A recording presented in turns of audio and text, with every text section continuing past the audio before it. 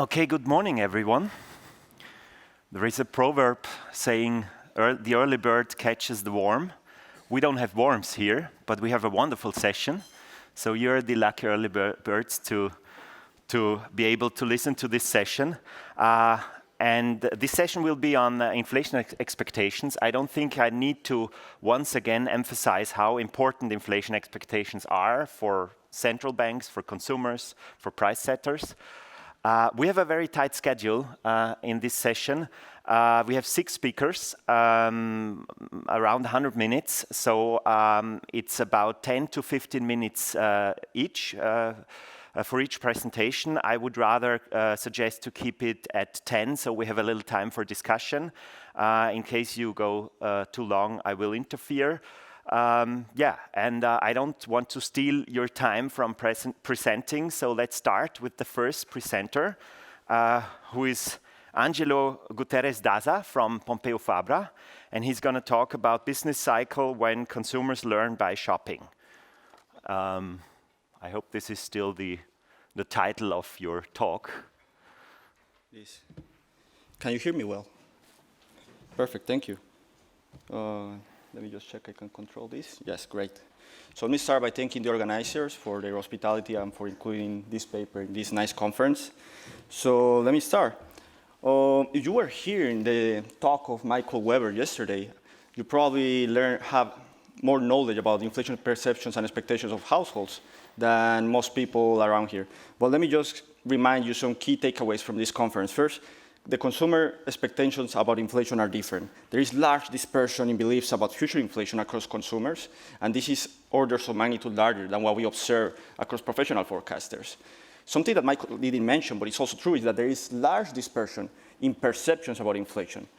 And in some new work that he has with Yuriy and Oliver Coibion, he shows that this heterogeneity in perceptions seems to drive the heterogeneity in expectations that we observe in households' beliefs about inflation. So it seems that to understand expectations about inflation for households, we need to understand how they form their beliefs about current inflation.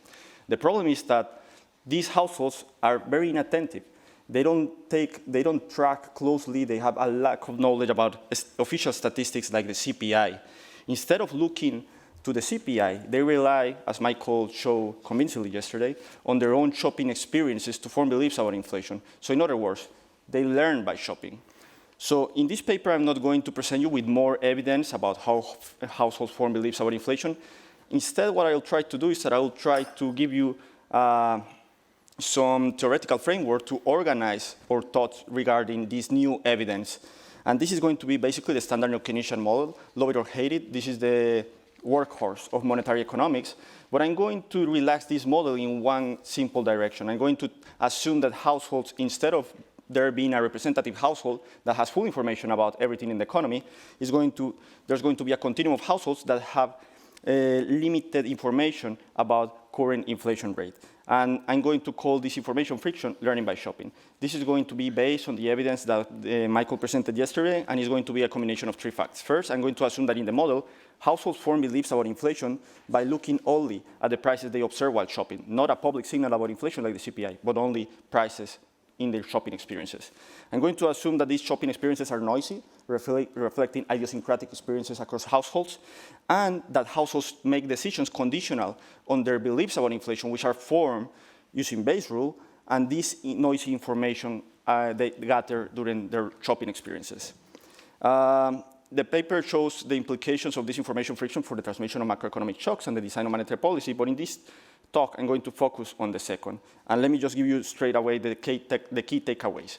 First, learning by shopping anchors the beliefs about inflation in a way that I'm going to be precise in the following slides. But this degree of anchoring is endogenous and will depend on different things in the economy, in particular of the monetary policy stance. By stabilizing inflation, the central bank can increase the degree of anchoring of households' inflation expectations. And this, in turn, will allow the monetary policy shocks to have a larger effect on economic activity. That means that if the central bank anchors beliefs about inflation, it will have more room to stimulate the economy during recessions. So let me jump straight to the model. The model is the standard Keynesian model you can find in textbook presentations, like in Jordi Galí's book. The firm and central bank side of the economy are business as usual. There's going to be a firm that is going to face nominal rigidity. There are going to be a continuum of firms. They face nominal rigidities a la Calvo. There's going to be a central bank. Both agents have full information about the aggregate state of the economy and the current inflation rate.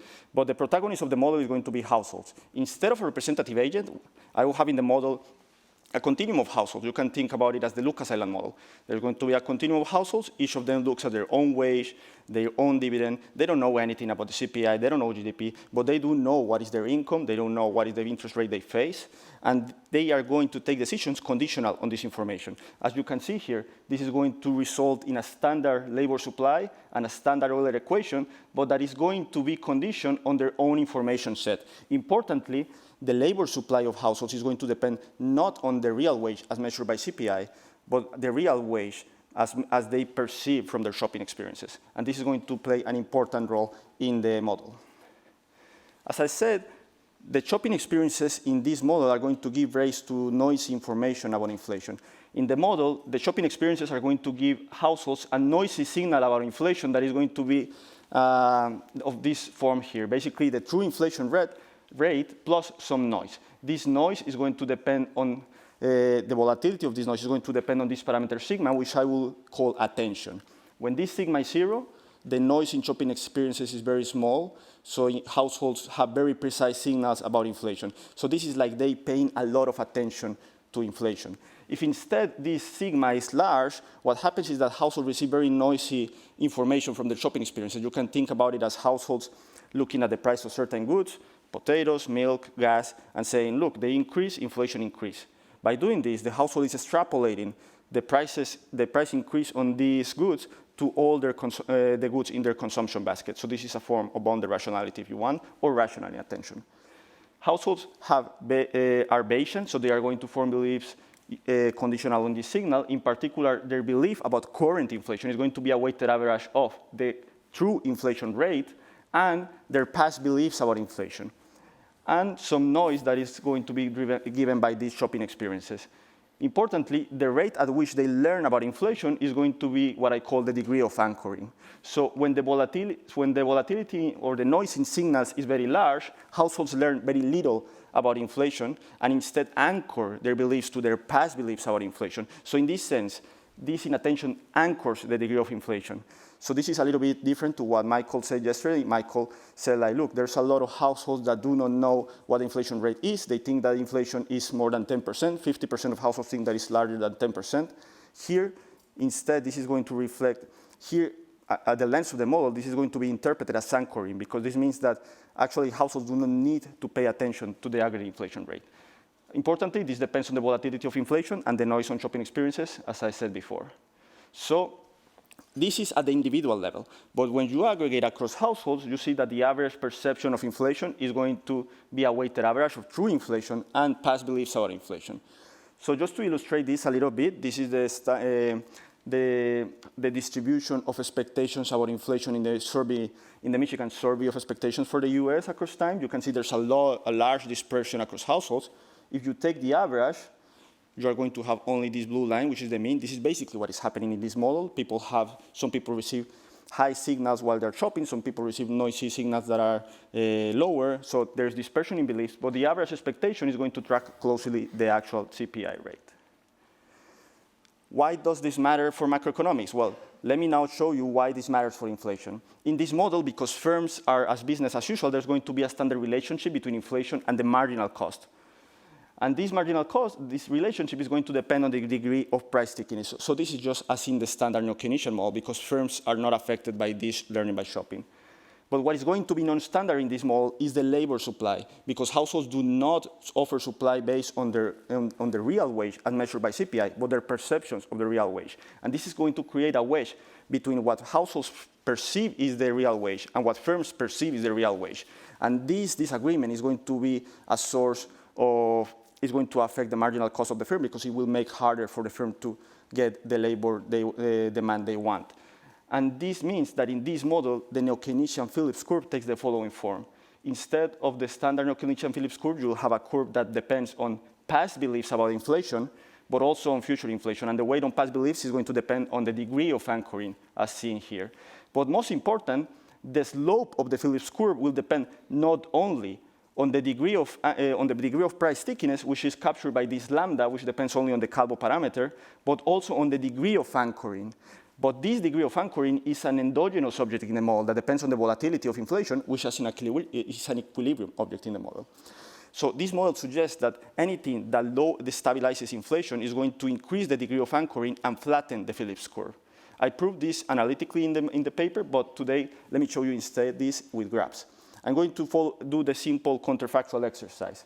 I'm going to assume that the central bank followed this simple interest rate rule, and I'm going to simulate kind of a ball curve disinflation. I'm going to assume that the interest rate goes from 1 to 1.5, which is what some people argue what happened after Volcker arrived to the Federal Reserve. And I'm going to ask what are the predictions that you will have under the sticky price model and under this model with learning by shopping.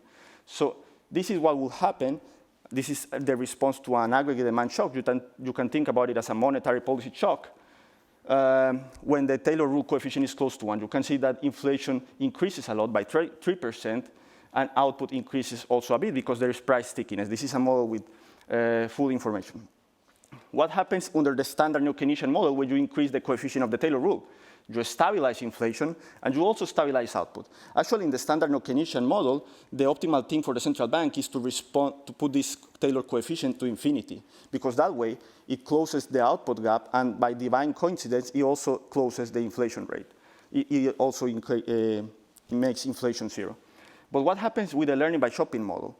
In this model, instead of stabilizing the response to output, the response of output is actually larger now. Why? Because when you stabilize inflation, the information that households acquire during their shopping experiences reflects more idiosyncratic shock across prices and less volatility of aggregate outcomes. So households actually learn less about inflation from their shopping experiences, so their expectations are more anchored. Now, you may say, hey, but their degree of attention should be endogenous. Maybe people pay more attention when inflation is actually more important. So in the paper, I discuss an extension of this model where I allow this sigma epsilon, the precision of the signals, to depend endogenously on the model. Basically, it will be an extension that includes rational inattention in the model, allowing households to choose optimally by trading the costs and benefits of paying attention to inflation, what inflation rate what attention they want to pay to inflation. And this is the result. With rational inattention, the amplification of the aggregate demand shocks, the nominal shocks, is even larger. Why? Because when you stabilize inflation, the costs of ignoring inflation are actually lower. So a rational inattentive household actually decides to pay even less attention to inflation, further increasing the degree of anchoring. And I think that's the main message of this paper. I'm happy to take questions now. Thank you very much.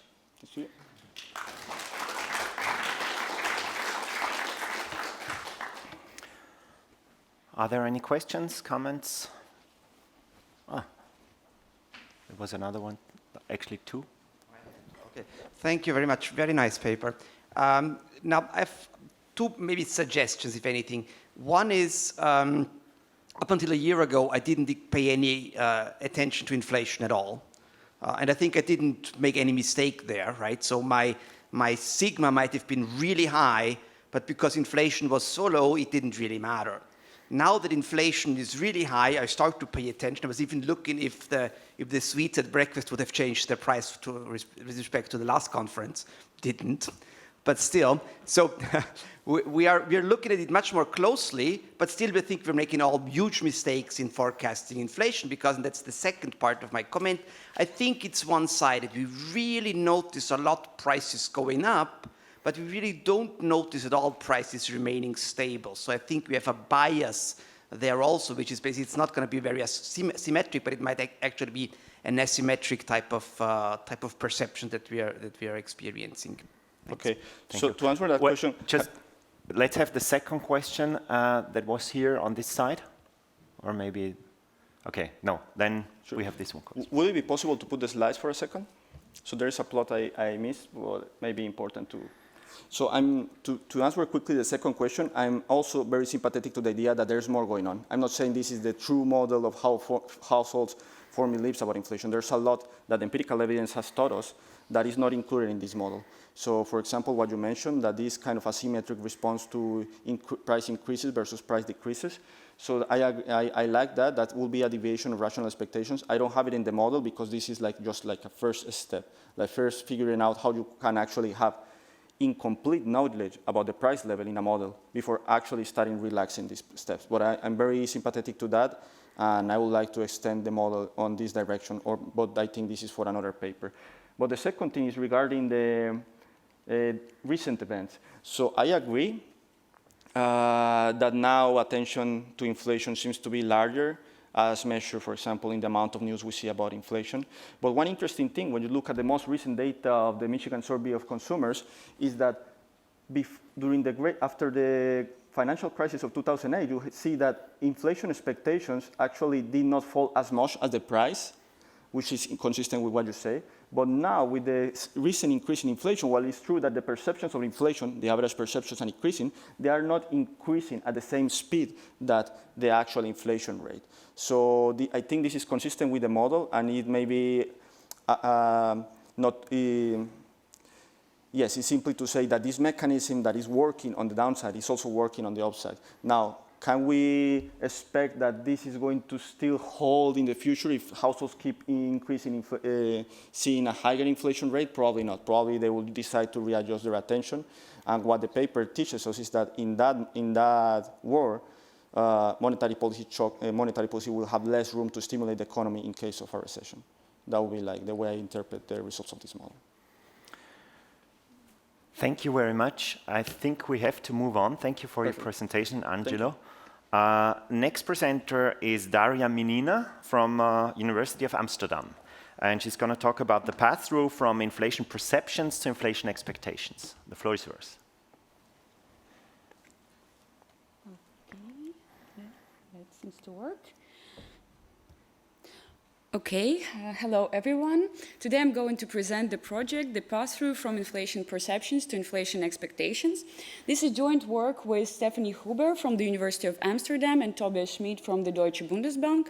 As Tobias is from the Bundesbank, the usual disclaimer applies.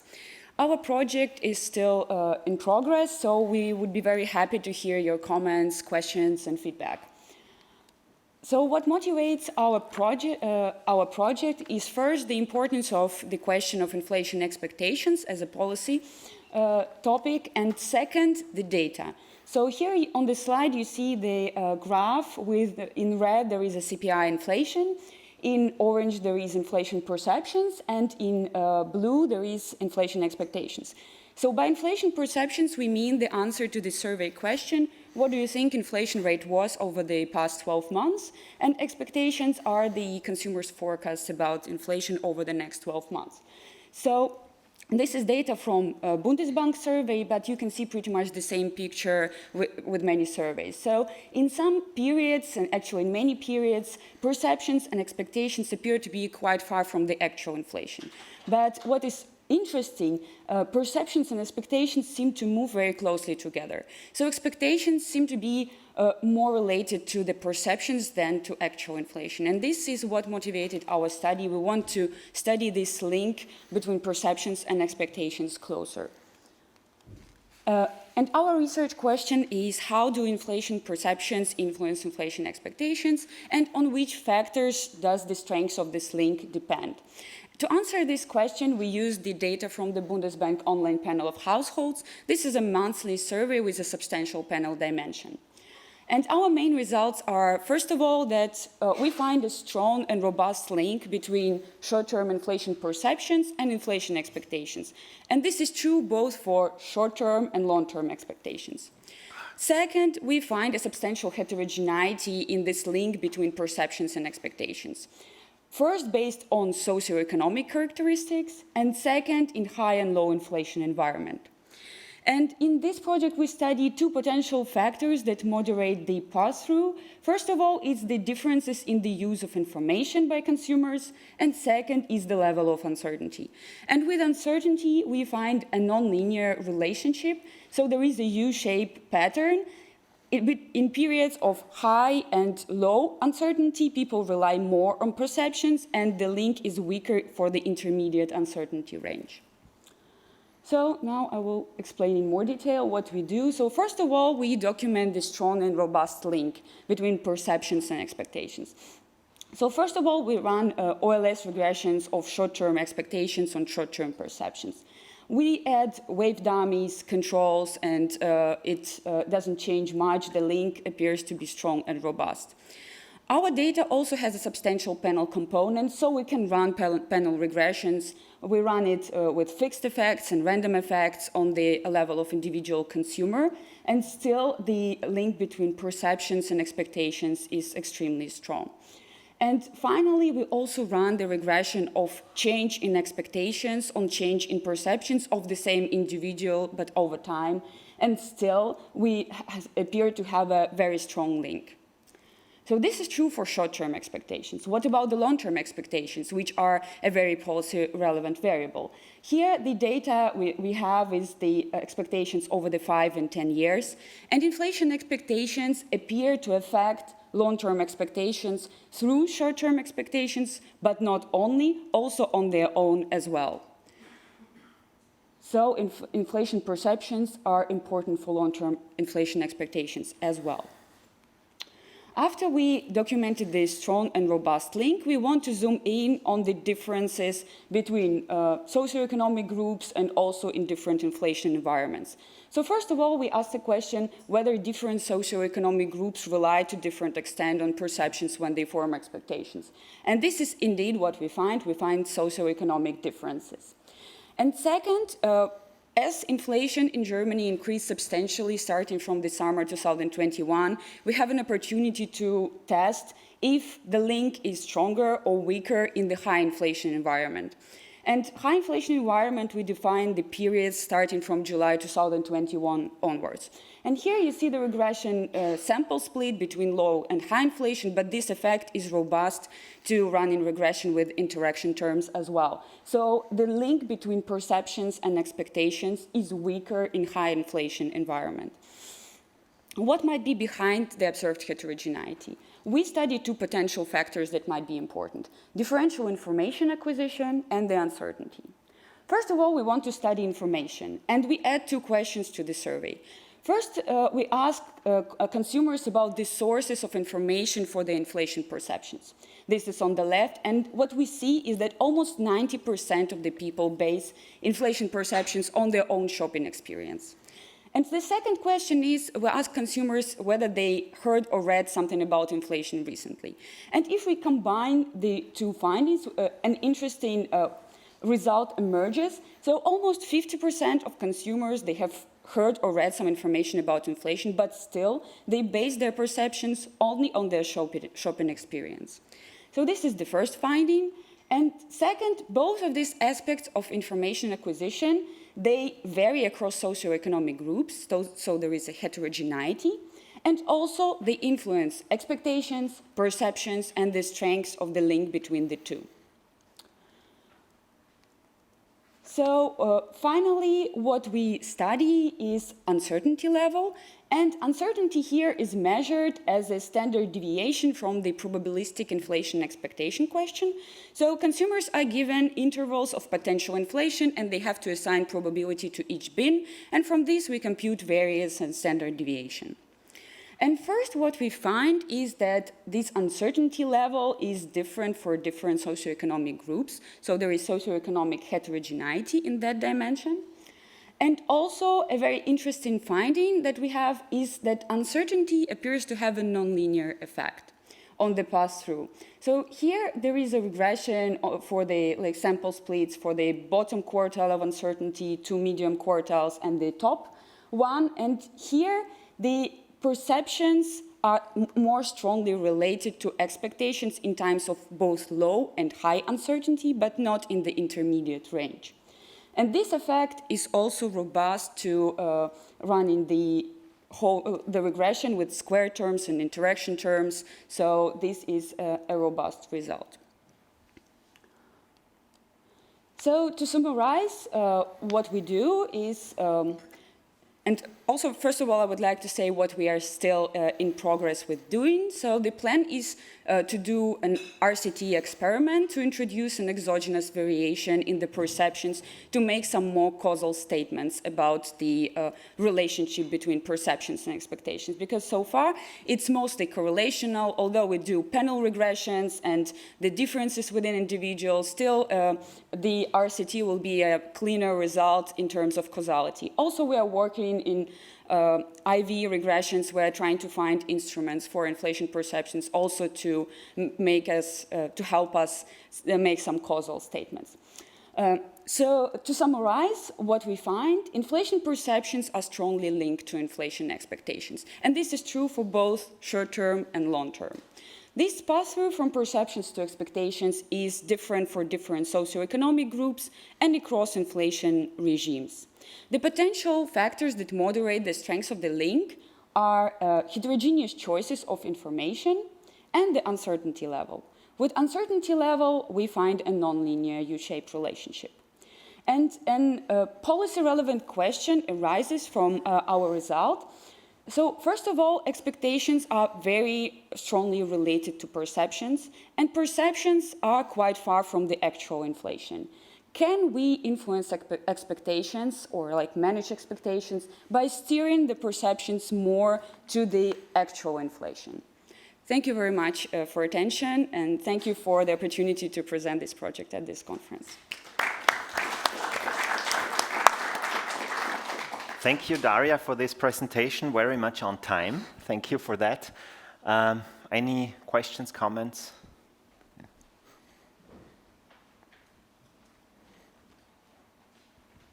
Yes, thank you. A very interesting presentation. I've got a number of questions. One is, do you link your studies and your analysis in any way to the consumer expectation survey that we heard a bit about yesterday from the ECB, from Jeff Kenny, because there might be some overlap. Secondly, you make a lot of point about the heterogeneity, and you seem to have some subsection on renters.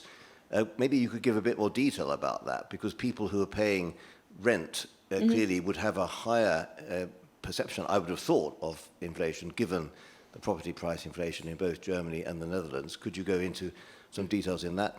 And then thirdly, regarding credibility, do you link any of this to any perceptions of credibility? Because the Bundesbank over the years have run a number of surveys showing, or purporting to show, that the credibility of the Bundesbank is higher than that of the ECB. And if you could somehow marry your survey to the long-standing surveys of the Bundesbank, would be very interesting. We may not have time to answer all this now, but we could do it in the coffee break. Yeah. Thank you very much for the question. Yeah, let's see if there is another question. Yeah. Thank you for presenting your paper here. My question would be, do you have also information about the perceived inflation rates?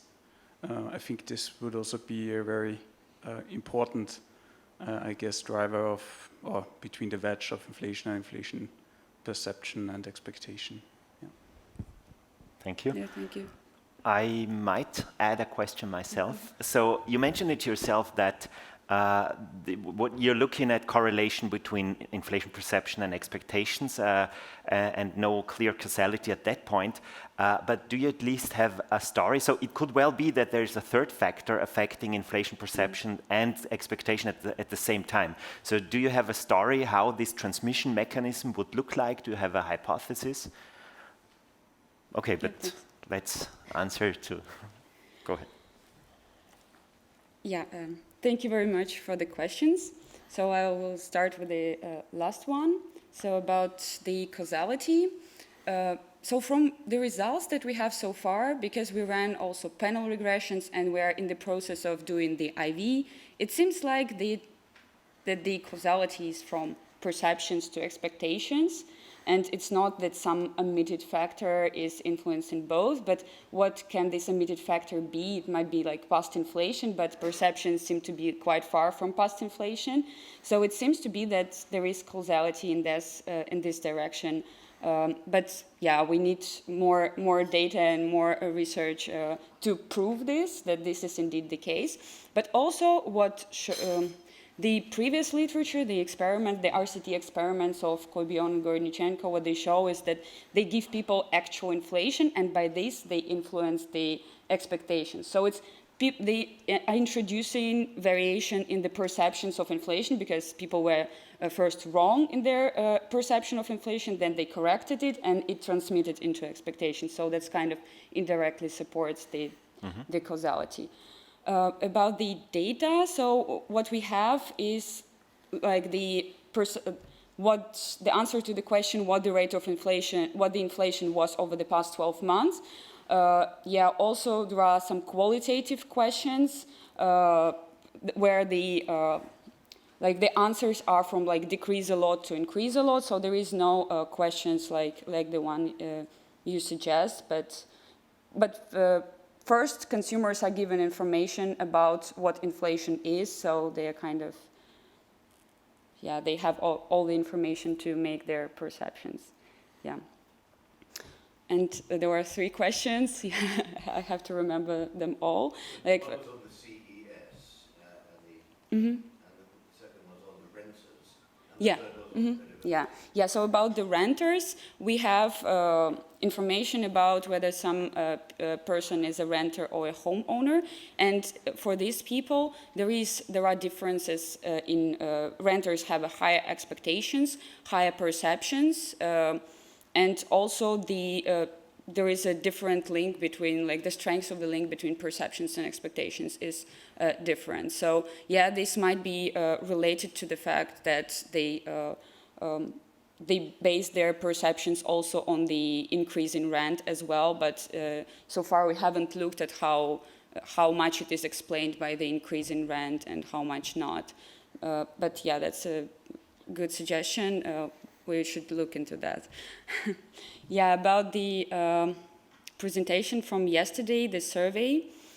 So also this Bundesbank survey has questions about the trust in ECB, the knowledge of the target, and all the questions like this that were presented yesterday. And these appear to be important variables for both perceptions and expectations. The people who do not know the target, they are far off from inflation, and they have higher expectations, and it appears to be extremely important. And also the knowledge of the ECB target and like the financial literacy appears to be not very high from the data that we have, but we haven't looked at it in very much detail.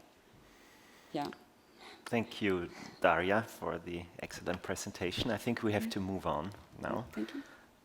Next speaker is James Moberly from University of Oxford, and he's going to talk about heterogeneity in imperfect inflation expectations, theory and evidence from a novel survey.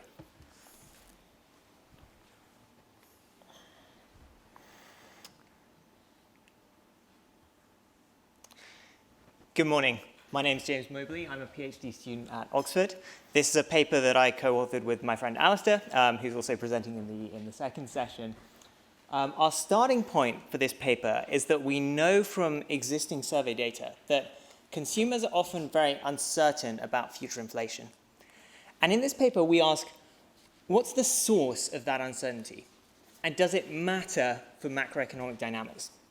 We're going to be using some novel survey data and some simple theory to answer that question. Disclaimer because of the survey data. To fix ideas, we're going to assume that each household perceives inflation to follow this AR1 process. So they believe that future inflation, pi t plus 1, equals current inflation, pi t, times their perceived persistence of inflation, this rho tilde I, plus some future shocks. Now, under this assumption, uncertainty about future inflation, that's the subjective variance of pi t plus 1 on the left-hand side, can stem from 2 sources. First, households could be uncertain about future inflation because they're uncertain about current inflation, and they believe inflation to be persistent. Alternatively, they could be uncertain about future inflation because they expect some shocks to hit the economy in the future. Now, existing survey data pins down uncertainty about future inflation at the individual level. And our contribution is going to be to add 2 new questions to the Bundesbank survey of consumer expectations. to elicit perceived persistence and uncertainty about current inflation. At the individual level, we'll then, of course, be able to back out uncertainty from shocks as well. Our questions were added to the November 2021 wave of the survey and answered by about 4,000 German consumers. Why do these parameters that we're listing matter? Well, what I'm going to show you in a simple, very standard model is that the more uncertain consumers are about current inflation relative to future inflation, then in theory, the more sluggishly their perceptions of current inflation should respond to changes in actual inflation. And once they form those perceptions of current inflation, the perceived persistence is going to govern how that translates into expectations at different horizons and into consumption decisions. So these parameters are going to matter in a simple model. What I'm going to argue is that they're very heterogeneous across households, and this heterogeneity is going to turn out to be quite important, I'm going to argue, for the way in which the economy responds to shocks. But before we get to the model, let's take a look at the data. So in the survey, consumers have already been asked to give a point estimate of the current inflation rate. That is, the inflation that has taken place over the last 12 months. What we then ask is how likely they think it is, in percentage points, that inflation has been within some interval around that point estimate. So we use a plus minus 1% interval for those who have a point estimate less than 5%, a plus minus 2% interval around the point estimate for those whose point estimate is greater than 5%. And using their response, we're able to calculate the uncertainty about current inflation, or more formally, the subjective standard deviation of pi t. And the red line in this figure shows the cumulative distribution of that uncertainty about current inflation. For comparison, the blue line shows uncertainty about future inflation. So hopefully you can see from the chart that consumers tend to be much less uncertain about current than future inflation, suggesting that on average, a lot of that uncertainty about future inflation is stemming from the expectation that there's going to be some shocks in the future. Of course, it's quite heterogeneous across households. For our second question, to elicit the perceived persistence, we split respondents into 3 groups. And each group has shown a different hypothetical scenario. So group 1 is asked to imagine the following situation. Due to an unexpected economic event, the inflation rate increased by 1 percentage point in the past year. Now, for group 1, the source of the shock isn't specified. For groups 2 and 3, the source is going to be specified as an oil supply shock, or for group 2, or a government spending shock, so a demand shock for group 3. I won't read through the full text of these questions, but we can come back to that in the discussion if you would like. We then ask all respondents whether they would update their expectations for inflation for the next 12 months in response to this change in the current inflation rate. And if so, to what extent? And from that, we're going to be able to calculate their perceived persistence. So here we show the cumulative distribution of perceived persistence for the unspecified shock in red, the supply shock in blue, and the demand shock is the black line. Now, for each group, about 2/3 of respondents do not adjust their expectations in response to this hypothetical change in current inflation. So they have 0 perceived persistence in our model. But those who do update their expectations tend to do so by quite a lot. So often by 0.5%, 1%, sometimes even more than 1%. So the average perceived persistence is actually roughly in line with the persistence of inflation in the German data at about 0.2. But there's very considerable heterogeneity. That's going to turn out to be really important in the model that I'm about to show you. You can see that the differences between the shocks are relatively small, but slightly more respondents update expectations for the supply shock, so the perceived persistence there on average is slightly higher. Let's now translate this into a model. So we're going to continue to assume that households perceive inflation to follow an AR1 process, and we're also going to assume that they receive noisy signals about the current inflation rate. So they receive the signal SIT, which is the true inflation rate plus some idiosyncratic noise. And that's going to generate uncertainty about current inflation. Now, if they're updating expectations optimally, then their inflation expectations should change according to this equation. I realize this looks slightly complicated at first glance, but all that's going on here is that the perceived persistence, rho tilde, is governing how perceptions of current inflation translate into expectations of future inflation. And this Kalman gain chi is determining how those perceptions of current inflation, how quickly they respond to signals about the actual inflation rate. Now, the less uncertain that consumers are about current inflation relative to future inflation, the more informative are the signals that they're receiving. So the more they're going to respond to those signals, so the higher is the Kalman gain. How does the Kalman gain look in the data? Well, because most consumers are much less uncertain about current versus future inflation, the Kalman gain is pretty high on average. It's about 0.8. But there's a tail of households who are very uncertain about current inflation and so have a low Kalman gain. In theory, their perceptions of current inflation should respond only slowly to developments in the actual inflation rate. How does all this affect how the economy responds to shocks? Well, to show that, we're going to suppose for simplicity that the true process for inflation is an AR1. Of course, that's an approximation. And we're going to calibrate that to German data. We're then going to imagine that there's a 1 percentage point shock to inflation in time 0, and we're going to map the response of aggregate inflation expectations and consumption in 3 cases. First, the full information rational expectations benchmark. Second, a representative agent model based on the average Kalman gain and the average perceived persistence in the sample. And third, a model with heterogeneous expectation formation, which uses the full joint distribution of those parameters. To get the consumption response, we're going to use a very standard infinite horizon consumption savings problem. So here, the consumption decision depends on the future discounted expectations of income, nominal interest rates, and inflation. And to isolate the effect of the change in inflation expectations, we're going to assume no change in nominal interest rates or income, so this is just a partial equilibrium exercise. There's no general equilibrium here. We're also going to assume that consumption doesn't respond at all to inflation expectations for those consumers in the survey who have very low liquid assets, so hand to mouth, which is pretty standard. One point that's going to be really important for the results is that in this model, consumers are really forward-looking. And that means that consumers with a very high perceived persistence are going to respond disproportionately to the shock. Why? Because they're going to revise up their long-term expectations of inflation, on which consumption depends, by a lot more. That means that heterogeneity in the perceived persistence is going to amplify the aggregate consumption response to the shock. If even a few consumers have a very high perceived persistence, that's going to drive a large aggregate response.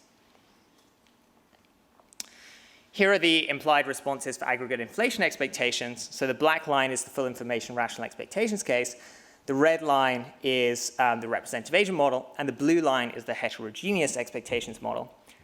And you can see that here, all the responses for inflation expectations look kind of similar. There's a bit of dampening under bounded rationality, so in the departures from full information rational expectations, and a bit of additional persistence. But they look kind of similar. So does the heterogeneity actually matter? Well, here are the consumption responses. Same 3 cases. What you can see is that the blue line, the heterogeneous expectations model, gives a response of consumption to the shock that is an order of magnitude larger and also far more persistent than the full information rational expectations benchmark or the representative agent model. What's going on there? Well, it's that heterogeneity in the perceived persistence that's generating a lot of amplification and also additional persistence. Now, of course, this is a simple model. It's not designed to give a very precise quantitative prediction, but nonetheless, I do think this shows that the heterogeneity in expectation formation that we find in the data is potentially really important for how the economy responds to shocks. So to summarize, we use some novel survey data to identify uncertainty in inflation perceptions and the perceived persistence of inflation, and that allowed us to identify laws of motion for inflation expectations at the individual level. We found that these were really heterogeneous, and that heterogeneity amplifies the consumption response to an inflation shock in a simple model by an order of magnitude. I'll wrap up there. There's plenty more details in the paper. Thanks very much for listening.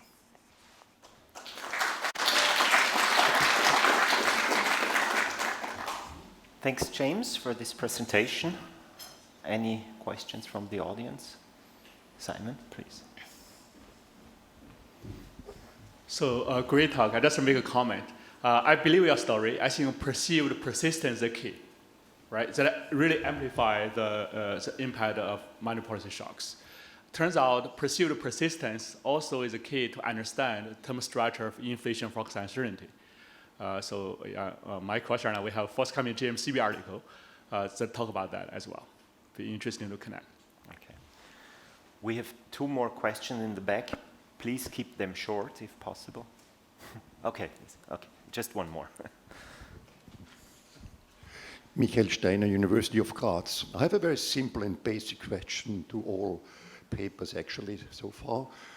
If I, as an economist, would be asked by such a household survey, I just wouldn't be able to respond to it.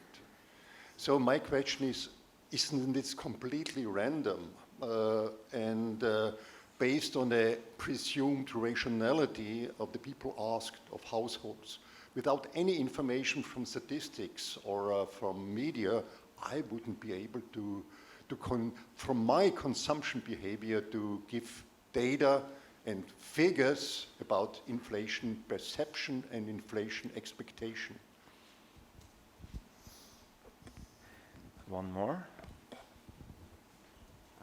I've actually withdrawn, but then the question brought me back on track. So I found an interesting slide in the middle of a presentation where you were showing the 3 types of shock: the supply shock, the demand shock, the average shock.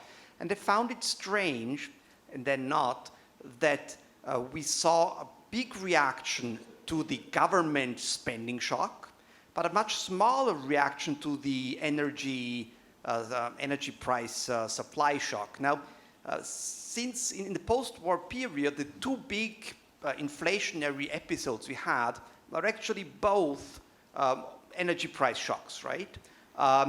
And so despite that, Germans apparently react more to the government demand shock than to the energy price supply shock, which only can give me an idea that, well, maybe it's because Germans are very biased in how they answer questions, right?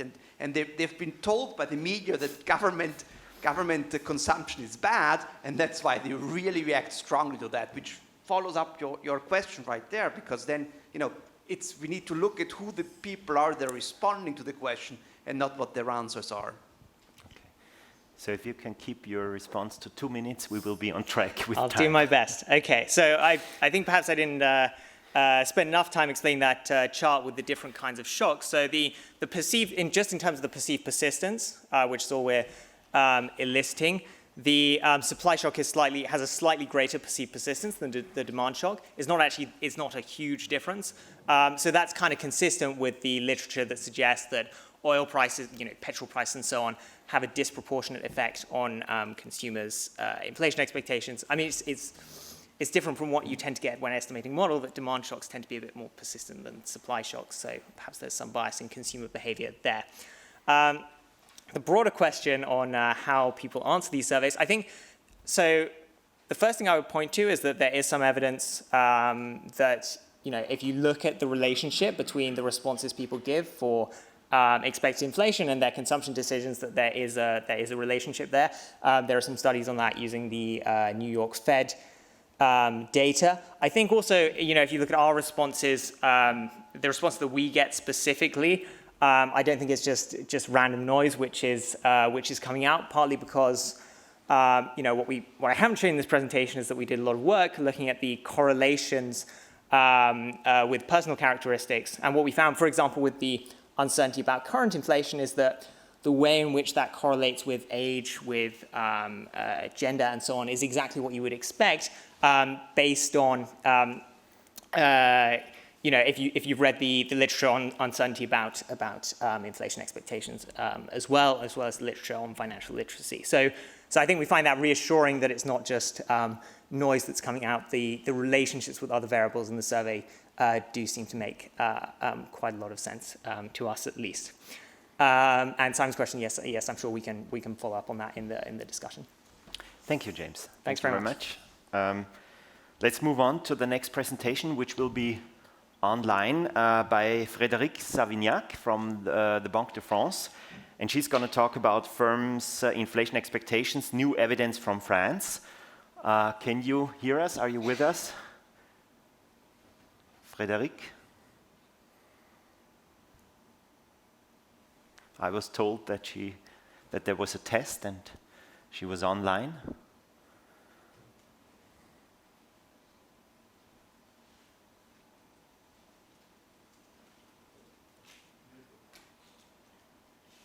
She's muted. So can you unmute her if she cannot do it? Okay.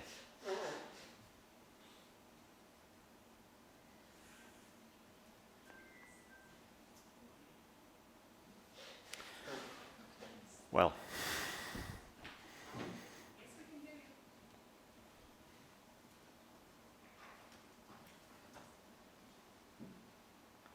These are the challenges with this format, hybrid conferences.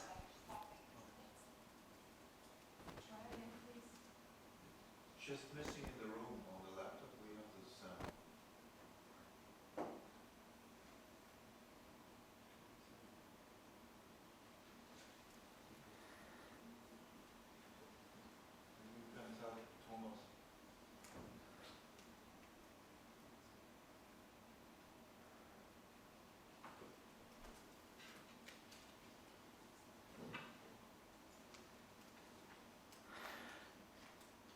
Should we change the order and we try later again?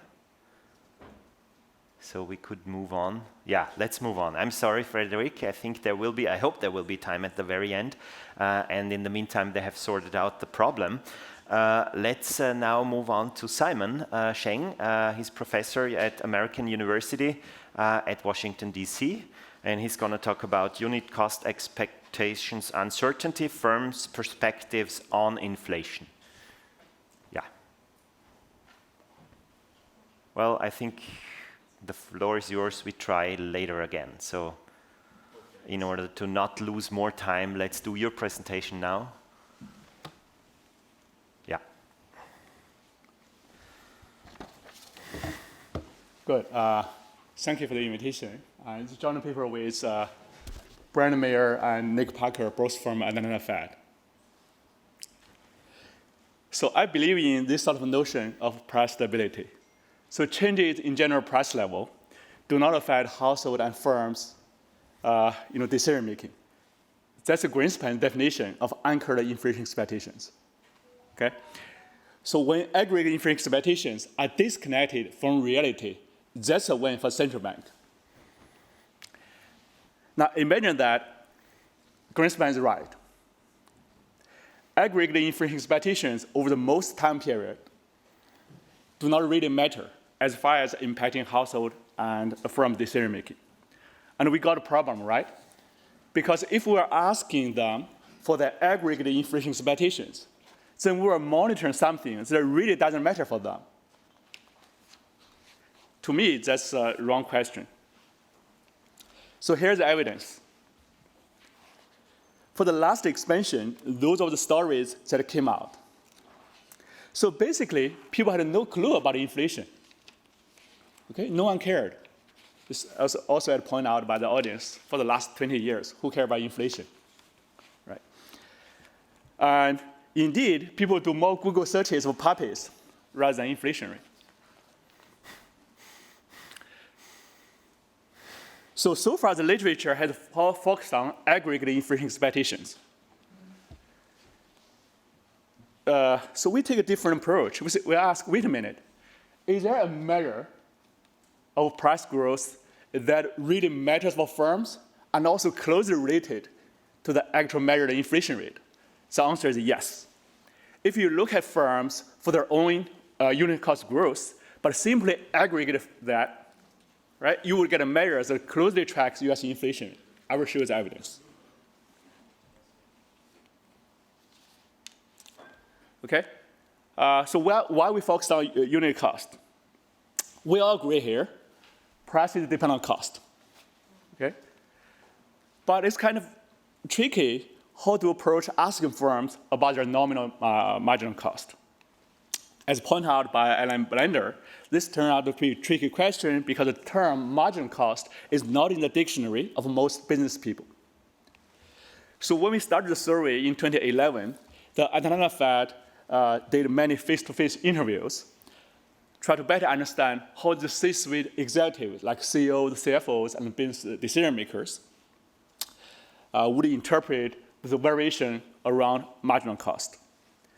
The result from these interviews was to ask unit cost. Unit cost to firms is equivalent to what we economists would think about marginal cost, right? So this is the definition, the language firm most widely used to identify the cost of producing the next unit of good or service. So let me give you a quick, brief introduction of our survey.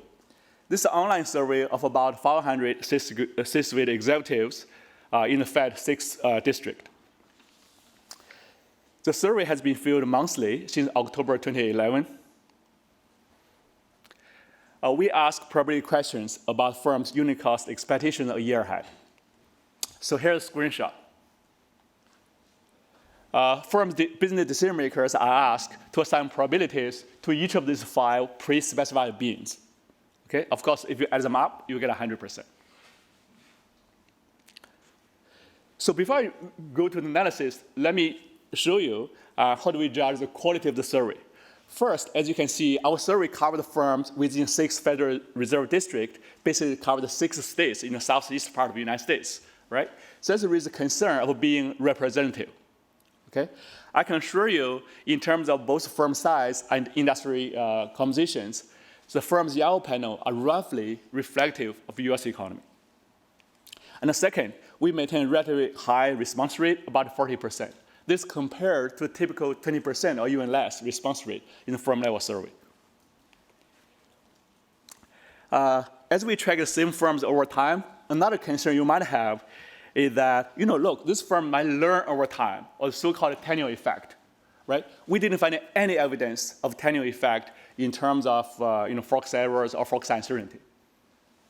Okay, so we interpret this as evidence that firms are really telling us what's going on with their own unit cost. Okay, so we are tracking the same firms over time. We're not biased from the responses. So finally, sometimes firms will assign probabilities to 2 non-adjacent bins, or so-called bimodality. And Tobias mentioned that in yesterday's policy discussions, right? In this case, for the bimodality, neither normal distribution nor beta distribution can fit well. So we introduced and also fit a bimodal asymmetric paranormal distribution that can capture both bimodality and fat tails. So I don't have time to introduce the technical details here. If you are interested, please take a look at the paper. Okay, in the next couple of minutes, I'll show you, hopefully, I'll go through some case studies facts. Right? First, in aggregate, from the unit cost realizations over the last 12 months, closely track US inflation rate. So what you see here, we are eliciting information that captures firms' idiosyncratic viewpoints. So what's interesting here is unit costs differ very much across sectors. Okay? So we are not getting the same component. So this is my theory graph. By simply aggregating firms' unit cost realizations, according to the industry share of overall GDP, we get an aggregate measure that tracks US inflation very well. Okay? So realize we never ask firms for their aggregate inflation expectations. Instead, we only ask firms for a concept that matters for them and they understand.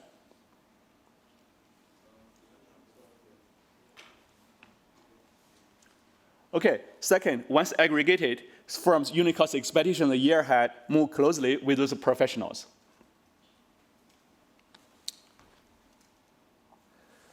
Okay, here we compare firms a year ahead unit cost expectations against SPF a year ahead inflation expectations. Let's dig more into this pandemic episode, okay? At the beginning of pandemic, firms, which one? This one? Okay, at the beginning of the pandemic, firms' unit cost expectations drop a lot.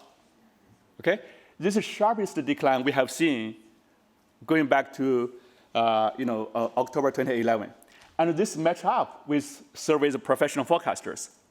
Okay, so both firms and professionals are convinced that early on the pandemic, COVID was going to be a negative for inflation, and both of them view the COVID as more like, on net, a demand shock.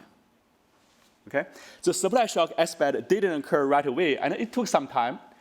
But when everybody switched, that switch was almost instantaneous.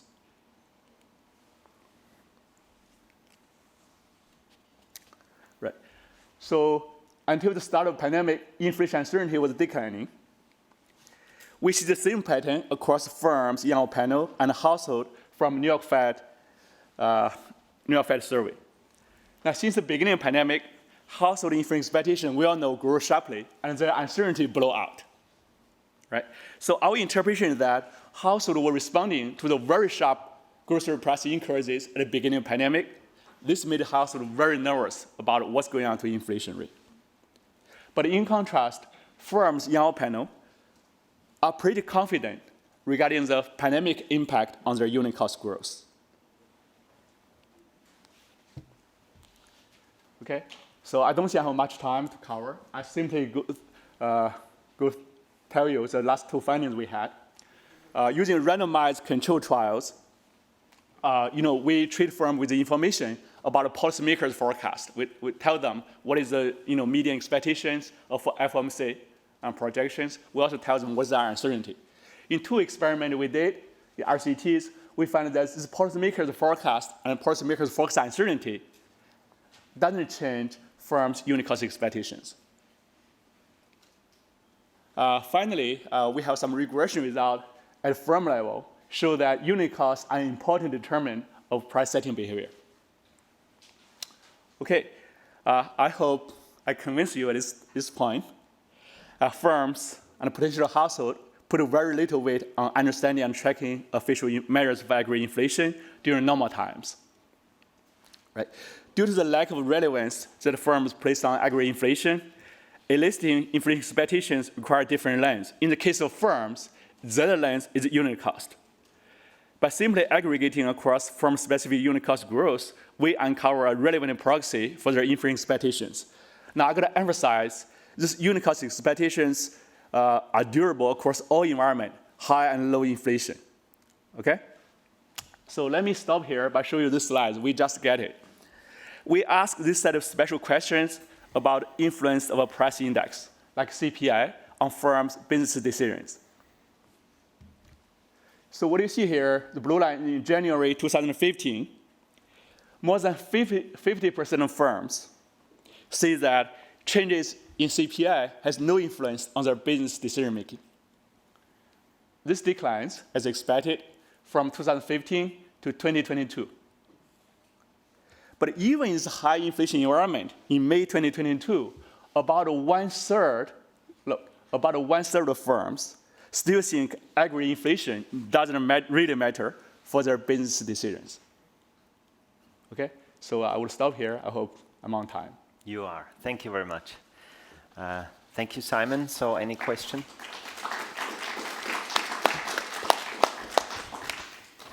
Any comment, question from the audience? Pierre.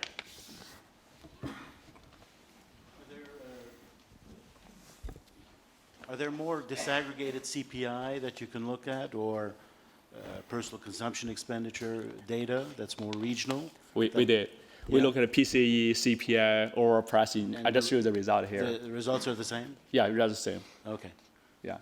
Indeed, in the RCT result, we treat firms about PCE, information about PCE inflation expectations. I didn't show you here. Still, it doesn't change their unit cost expectations. It doesn't change their decision making.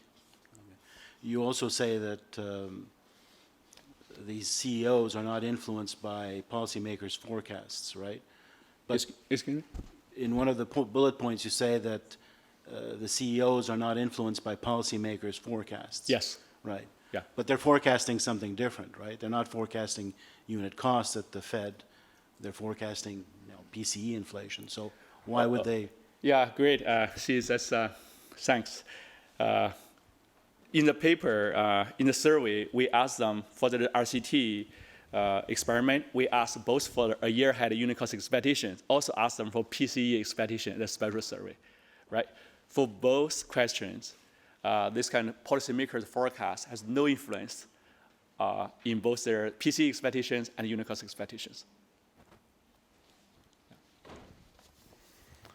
Any other questions? One over there. Yeah, thank you very much for this interesting presentation. My question is whether there is some insight to the detail of the costs, whether separately labor income cost, unit labor cost, or the costs of inputs, or the costs of interest rates, whether there is some more detailed differentiation, or whether this is just the cost, the total cost of production. Okay. When we ask unit cost, so basically, I think firm give us the cost for the typical goods and services that accounts the largest shares of their profit. Yeah, I would say this is a unit cost. Yeah, totally. Yeah. But we're looking into that. Great suggestion. Thank you. Yeah, thank you very much, Simon. I was told that in the meantime we had line problems, so we were cut off the rest of the world in this room. But now it seems to work again, and also Frédérique should be online for her presentation. So, Frédérique, can you confirm that you hear us and that you're ready to present? Oh, very good. So good morning. Good morning. Can you hear me well? So yeah. I share my slide. So if you can keep the presentation to 10 minutes, because we have to recuperate the time we lost, if that would be sure. Possible. Thank you. Go ahead. So the paper I'm presenting is about firms' inflation expectations.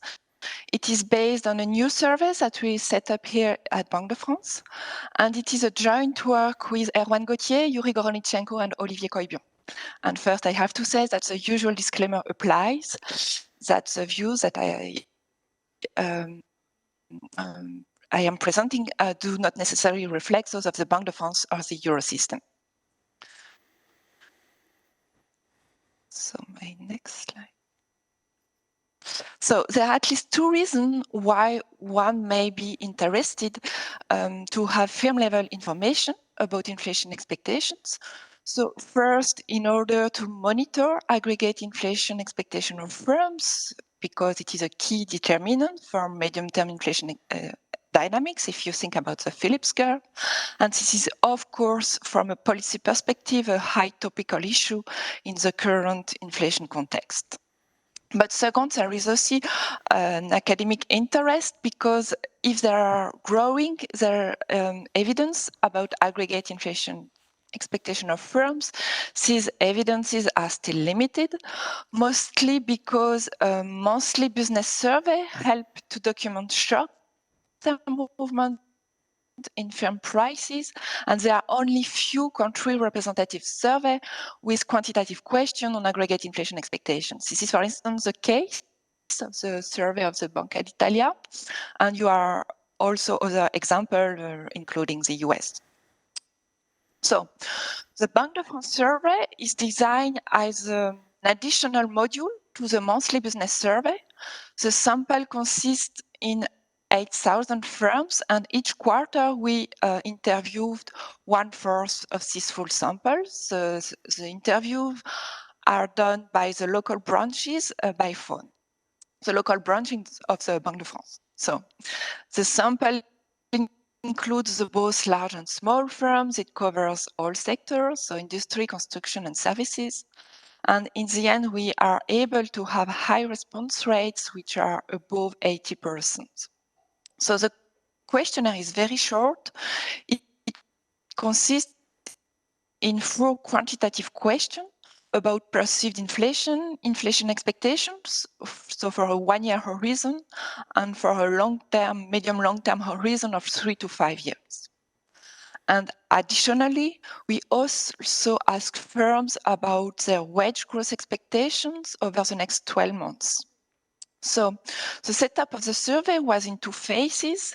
First, a pilot phase that we conducted in two regions of France, mostly over the year 2020. And most of the results that I'm going to present are based on this pilot phase. But since the Q4 21, we are now running the national survey, so my presentation will also include some results from this national survey in a higher inflation context.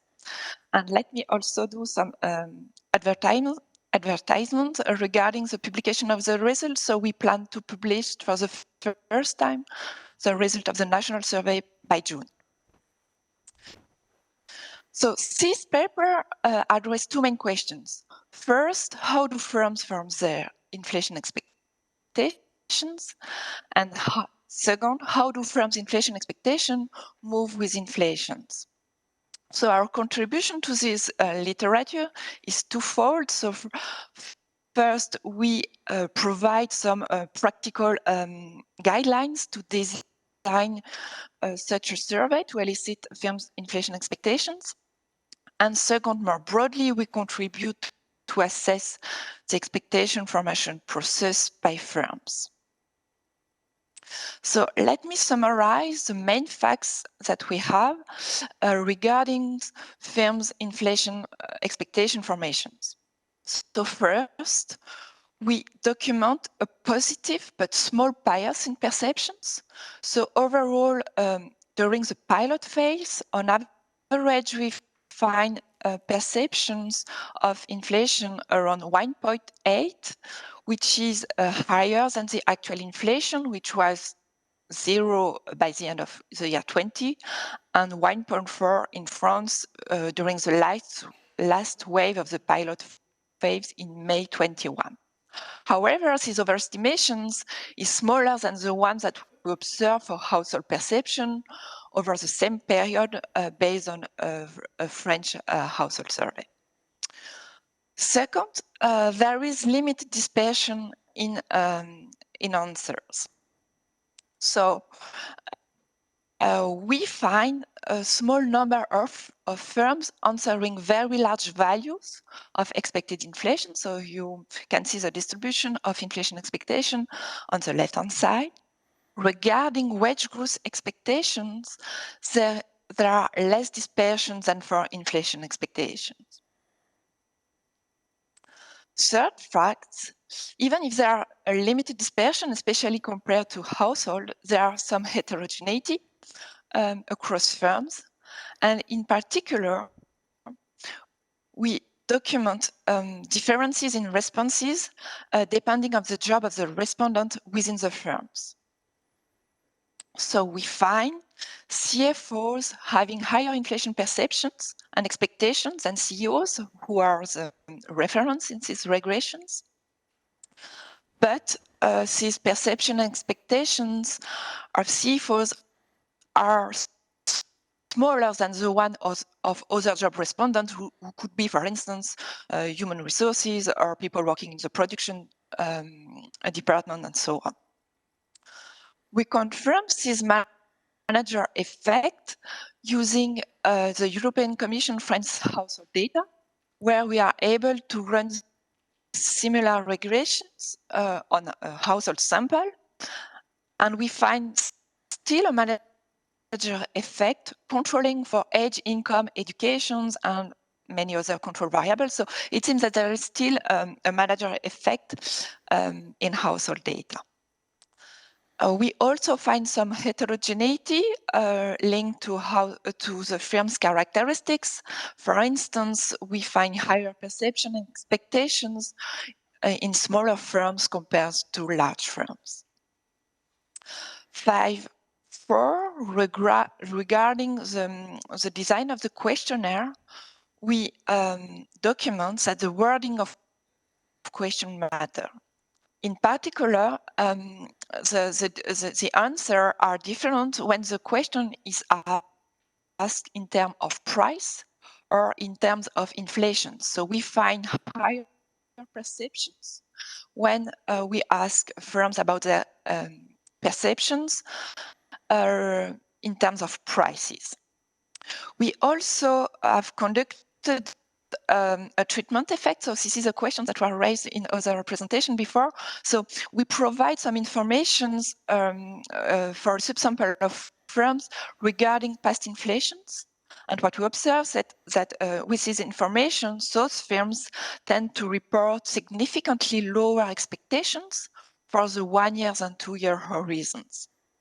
So, and this is a similar exercise that the one that is conducted, for instance, in the Banque d'Italia survey. So it confirms that when in such a survey, the way we ask questions have an impact on the way firms report their expectations. Finally, so this is not finally, but the 5 facts that I want to show you is that we find at least during the pilot phase, so over the year 20, a weak connection in the cross-section between expectations and perception in wage and in prices. So it seems, at least over this year, in the cross-section, that the correlation between inflation expectation and wage growth is significant but very low. So it is estimated at 0.05. And we do not find any link between revision in 1 year inflation expectation and revision in 1 year wage growth expectation. Of course, this is preliminary results that will have to be checked and confirmed now in a higher inflation environment. And for that, we will wait to have the wave of the national survey. So let me finish by presenting our last fact, which is that inflation expectations do move with inflation. So in these charts, we include the recent result for the 2 wave of the national survey for the 2 regions that were already surveyed during the pilot phase. What we find is that perception and expectations, especially the 1 year horizon, shift with observed inflation. So this is the blue and the black line. The perception bias vanishes with increasing inflation. So it seems probably that firms are going to pay more attention to inflation in a high inflation environment than it was the case before. There is also an increase in the long-run expectations, but to a lesser extent compared to the short-run expectation. And finally, just a word regarding wage growth expectations. So sorry. Okay. So we also observe that wage growth expectation in France react, but less to aggregate inflation compared to the expectation about inflations. So in the end, it seems, at least over the period we are looking at, it may evolve differently over the coming months, but firms seem to expect a decrease in real wage expectations. So I am basically done. Just to conclude, so this survey allows us to provide new evidence on how firms form their inflation expectation. In particular, we study the role of inflation perception, the job of the respondents, the role of the local environment of the firms, and we document that perception and expectation evolve with inflations. One specific feature of this survey is also to elicit wage expectations, and we find, at least for the moment, only a weak correlation in France between wage expectations and prices. So I'm finished, and I will be happy to take your question. Okay. Thank you, Frédérique. You seem to have an expert center for inflation expectations at the Banque de France. So many good papers originating from your institution. So are there any questions here in the audience to Frédérique? If not, I might myself ask a question. Yeah, please. Yes, thank you very much. A very interesting presentation. My question, as I put on other times here at the conference, is there any way of bringing together all these data at a EU or Euro area-wide level? Because Banque de France is clearly setting a good standard, and it would be very good to get some joined-up thinking about firms' expectations at the Euro area level. Yes, and then I add my question. So assume that you don't have the resources to run inflation surveys on firms as you have, but would you agree that given your results that expectations are heterogeneous according to the position of the person in the company, and that of course depends on probably socio-demographic factors, income, education, and so on. Would you agree that it could be sufficient to slice out those respondents from the consumer survey that usually are CEOs or people responding in the companies? So you have from these surveys, you could already somehow deduct inflation expectations of firms if you did not run your own survey on firms. And there's one more question by Simon. Yes, it's a bit of a surprising to me is that price inflation expectations and wage inflation expectations are not closely correlated, right? As we know, price depends on cost. Any thoughts on that? Yeah, Frédérique, you're now. So thank you very much for the questions. So regarding the interest to have a, let's say, a common initiative in the euro area, I think that there is already some very interesting experiences already in many countries. So especially in the Banque d'Italia, I know that the Bundesbank also asked some questions about firms' inflation expectations. And of course, I will say research teams are closely related, and we are used to speak together. And so there is still a little bit of coordination among euro area central bank, national central bank, even if it is not a centralized survey. So regarding your question about household versus firms, so sure, I think it would be interesting to use household survey with information regarding the job position of the people to elicit firms' inflation expectations.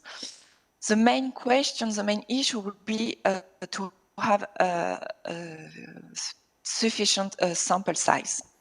So I think you need to have enough CEOs, CFOs in your household survey. So which is a challenge. The other challenge is that for sure it is interesting to link the information with firms' characteristics. So at some points, at least you want to identify in which firms the household is working to be able, I don't know, to link it with the sector or the firm size and so on. Regarding the question on wages and prices, so yes, it was a surprising, at first sight, it is a surprising result. So we think it is partly due to the institutional setting here in France, so where firms negotiate very infrequently, so usually once a year about wages.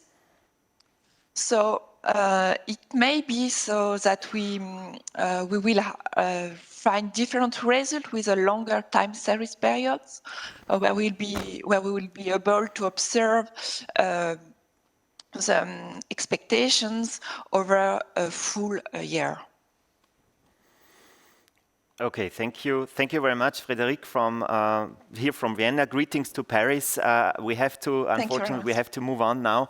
to give Pierre the floor and a fair share of the time.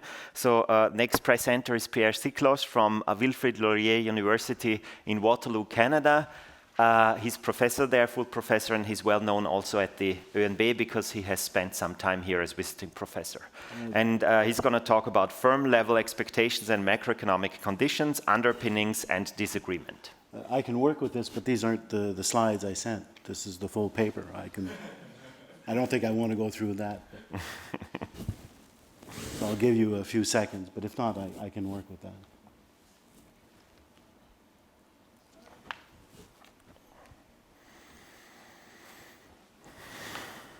Well, let me start while they're setting up. So, there.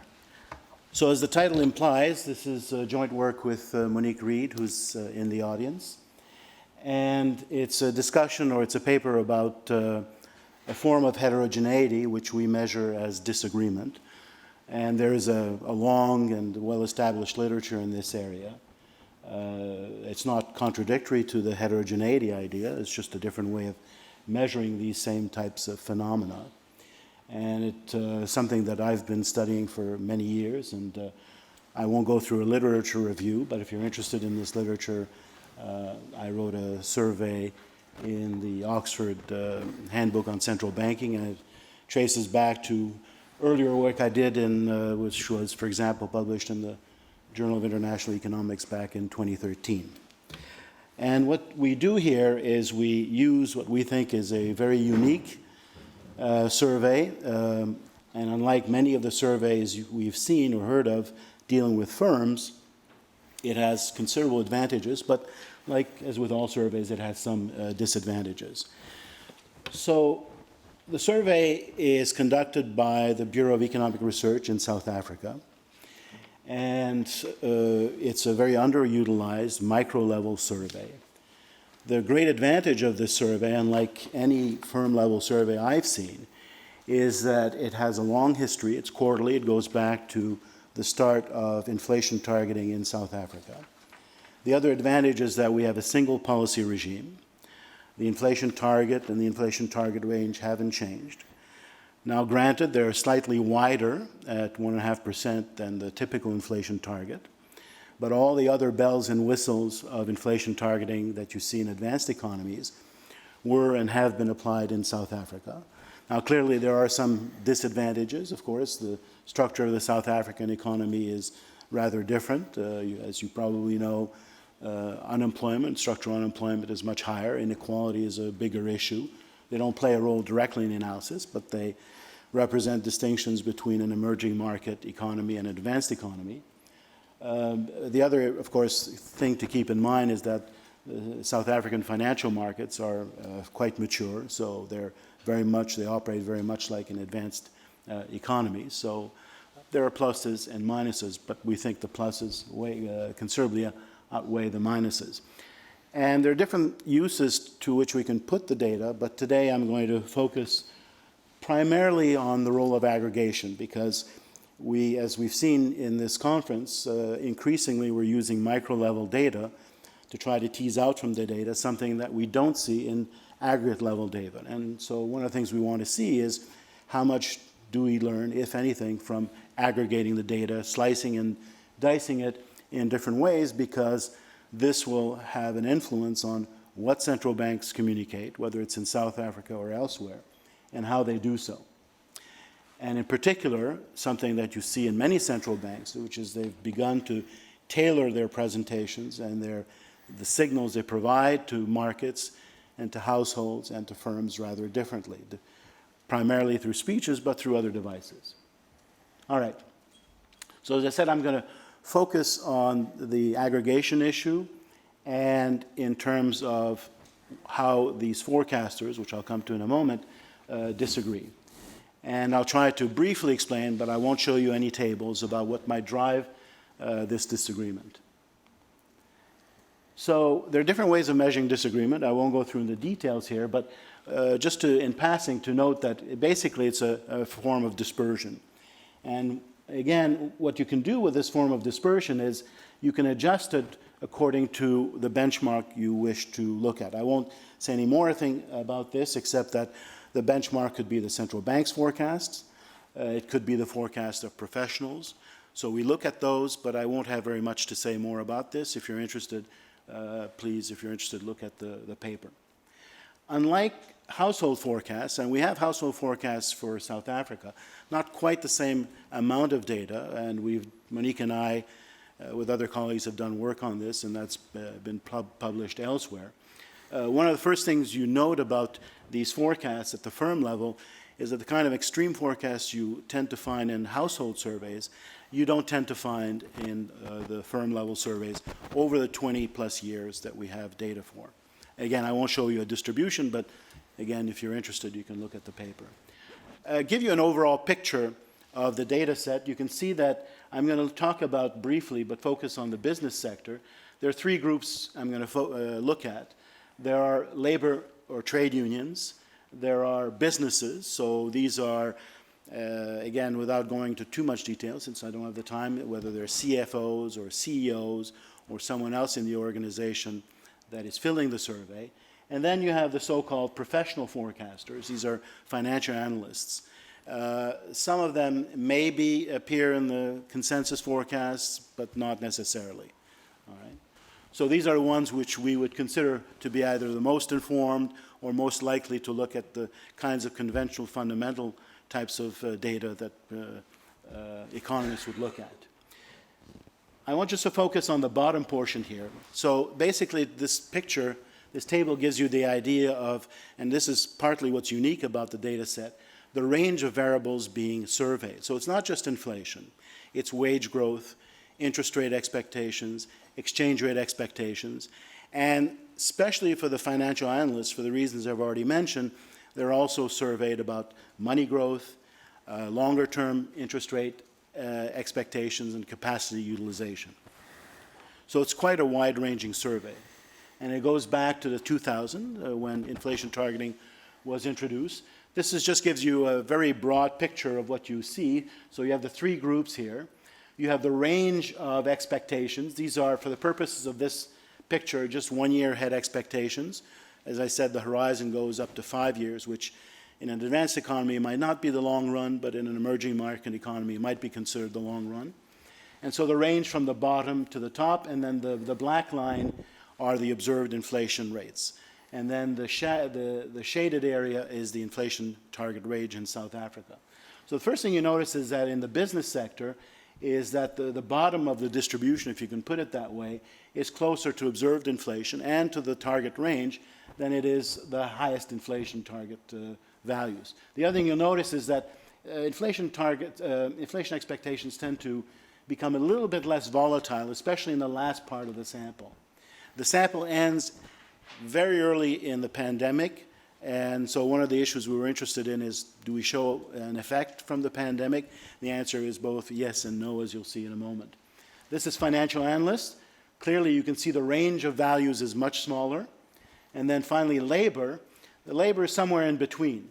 But you can see that the behavior, for example, around the financial crisis is different for labor than it is for the other two. And of course, the financial crisis does show up, but not quite as prominently as it does for labor. So there clearly is not only heterogeneity, as you'll see, within the business sector, but also across these sectors. And I'll talk a little bit about some of these things, but not all. So if you translate that formula into data, this is what disagreement looks like. And I'm going to show you a couple of sets of pictures of disagreement to give you just an overall sense of what we find without going into any technical details. So on the left-hand side, you have these 1 year ahead expectations, disagreement about 1 year ahead inflation, and I'm going to focus on inflation. By the way, wages do have an important impact on inflation expectations throughout in this data set. You can see that the financial crisis really comes out quite prominently. And then the early phase, you can see a lot of volatility and disagreement. That's the early years when financial markets, businesses were getting used to this new policy regime. And then there's relative to previous periods, there's quite a lot of long period of calm. And there's a little bit of indication at the beginning of 2020 when the pandemic hits that disagreement starts to rise. as far as the long run, the only thing I can say about the longer run is that the data begins a little bit later, so we have a shorter data set here. And then what you notice is that in the longer run expectations that some of the structural factors that are peculiar to the South African economy do play a role, such as the string of labor strikes and labor strife around 2015, mostly in the mines. And then you have these three are for the three groups: businesses, financial analysts, and labor. And you can see they differ. Here's another picture of how much they differ. On the top here, you have for the businesses, okay, you have, depending on the size of the firm. Again, there are different ways of slicing and dicing this data. So the top one just shows you by firm size. And although the measures of disagreement parallel each other, not always, especially at the beginning, you can see volatility can be quite different.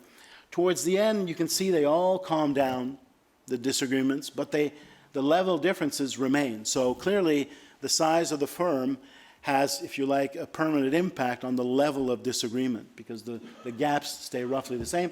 But there's a little bit of a rise. It's hard to see, perhaps, whether it's uncertainty or some other factor that we can't say.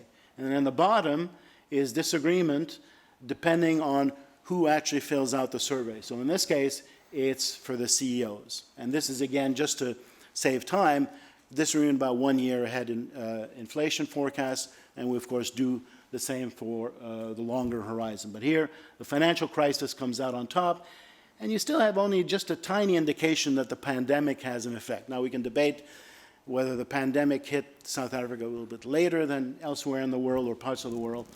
So we were interested in that last bit of the sample, and it turns out that when you combine some of these forecasts, how far ahead these businesses, the firms look at, and you combine them in, and you can do that in many ways, but here what we do is a factor model.